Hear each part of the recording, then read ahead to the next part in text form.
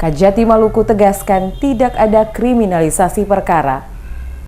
Kepala Kejaksaan Tinggi Maluku Triyono Haryanto menyatakan jajarannya tidak akan melakukan kriminalisasi terhadap berbagai perkara yang sedang ditangani. Menurutnya dalam penanganan sebuah kasus hingga penetapan status tersangka kepada seseorang perlu didukung oleh bukti yang kuat. Haryanto mengatakan saat ini sejumlah perkara yang ditangani oleh Kejati sedang berjalan, antara lain kasus dugaan tindak pidana korupsi bunga obligasi atau reverse repo PT Bank Maluku maupun Terminal Transcity PB Paso termasuk di dalamnya kasus dugaan korupsi Waterfront City Namdea. Haryanto mengakui kejaksaan harus mengantongi bukti yang kuat untuk menetapkan seseorang sebagai tersangka sebelum perkara dilimpahkan ke meja persidangan. Ia menegaskan sekaligus membantah jika pihaknya melambatkan penanganan sejumlah kasus karena menurutnya ekspos kasus-kasus yang ditangani pihaknya sudah dilakukan beberapa kali untuk membutuhkan bukti tambahan. Sedangkan untuk kasus repo yang saat ini terkesan lambat, Kejati menegaskan telah berkoordinasi dengan BPKP untuk menghitung kerugian. Ia mengakui dalam kasus repo pihaknya sedikit kesulitan untuk mencari alat bukti tambahan. Kendati demikian, kasus ini akan dituntaskan hingga ke meja persidangan.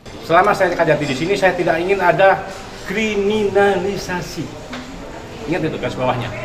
Semua orang yang dilimpahkan ke persidangan harus dengan alat bukti yang kuat. Karena itu ekspos berapa kali hanya untuk melengkapi data-data yang kurang. Yang saya pengertian kawan-kawan sekalian dari pers, melambat-lambatan nggak ada. Makin cepat makin bagus perkara itu selesai. Tersangka juga punya status, kita juga punya pekerjaan yang lain.